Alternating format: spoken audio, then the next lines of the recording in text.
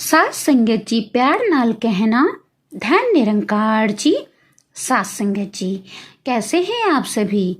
उम्मीद करती हूँ कि सतगुरु माता जी के आशीर्वाद से आप सभी बहुत ही खुश और स्वस्थ होंगे। आज उपस्थित हूँ एक प्यारी सी प्रेरणादायक साखी के साथ। तो आइए आज की साखी सुने। सात संगत जी बहुत मेहनत के बाद एक किसान ने अपना एक सुंदर सा बगीचा बनाया।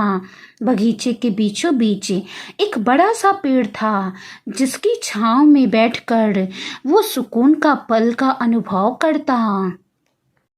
जिसकी छांव में बैठकर उसे बहुत ही शांति का एहसास होता। सात संगत जी एक दिन किसान का पड़ोसी किसान के बगीचे में आया। बगीचा देखते ही उसने कहा, वाह बगीचा तो बहुत सुंदर है, पर तुमने बीच में इस मनहूस पेड़ को क्यों लगा रखा है। किसान ने पूछा, क्या मतलब, तुम इस पेड़ को मनहूस क्यों कह रहे हो। तब पड़ोसी ने कहा, अरे क्या तुम नहीं जानते, इस प्रजाति के पेड़ मनहूस माने जाते हैं। ये जहाँ होते हैं वहाँ अपने साथ दुर्भाग्य लाते हैं। इस पेड़ को जल्दी से जल्दी यहाँ से हटाओ, काट डालो, नहीं तो ये पेड़ भी दुर्भाग्य लाएंगे तुम्हारे लिए। सात संगत जी ये बोलकर पड़ोसी तो चला गया, पर किसान परेशान हो गया। उसे डर लगने लगा कि कहीं इस पेड़ की वजह से उसके साथ कुछ अशुभ ना हो जाए, उसके परिवार वालों के साथ, उसकी पत्नी और बच्चों के साथ कुछ अशुभ ना हो जाए। इसी डर के कारण अगले दिन ही उसने वो पेड़ काट डाला। पेड़ बड़ा था, उसकी कटी लकड़ियां पूरे बगीचे में जहां तहां इकट्ठा हो गईं। अगले दिन फिर वही पड़ोसी आया और बोला, ओहो इतने सुंदर बगीचे में ये बेकार की लकड़ियां क्यों इकट्ठा कर रखी है। ऐसा करो, इन्हें मेरे घर के आंगन में रखवा दो। सात संगत जी किसान ने ऐसा ही किया। लकड़ियां पड़ोसी के घर के आंगन में रखवा दी गई। किसान ने पड़ोसी की बातों में आकर पेड़ तो कटवा दिया, पर अब उसे एहसास होने लगा कि पड़ोसी ने लकड़ियों की लालच में आकर उससे ऐसा करवा दिया।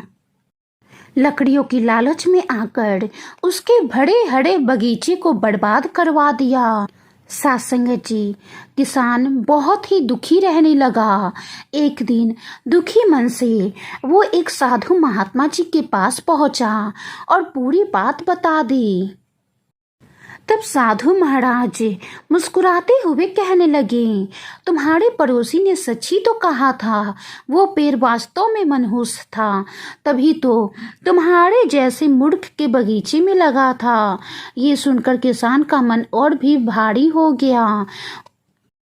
यहाँ तक कि किसान की आंखों से आंसू भी आने लगे। तब साधु महात्मा ने कहा, उदास मत हो, अच्छी बात ये है कि तुम अब पहले जैसे मूर्ख नहीं रहे। तुमने पेड़ तो गवा दिया, पर उसके बदले में एक कीमती सबक सीख लिया।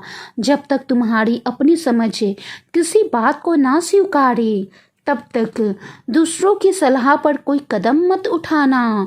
इसीलिए तो हमें दूसरों की सलाह पर अमल करने से पहले अपनी समझ का इस्तेमाल जरूर करना चाहिए। सात संगत जी इसीलिए दूसरों की सलाह को स्वीकारने या मानने से पहले अपनी समझ का इस्तेमाल जरूर करें और 1000 बार सोचें, अपनी अंतरात्मा से पूछें। सात संगत जी वाणी में कोई गलती हो गई हो तो बख्श लेना जी। आज की साखी कैसी लगी कमेंट बॉक्स में ज़रूर बताइएगा। साखी को लाइक करें, शेयर करें। सात संगत जी प्यार नाल कहना धन निरंकार जी।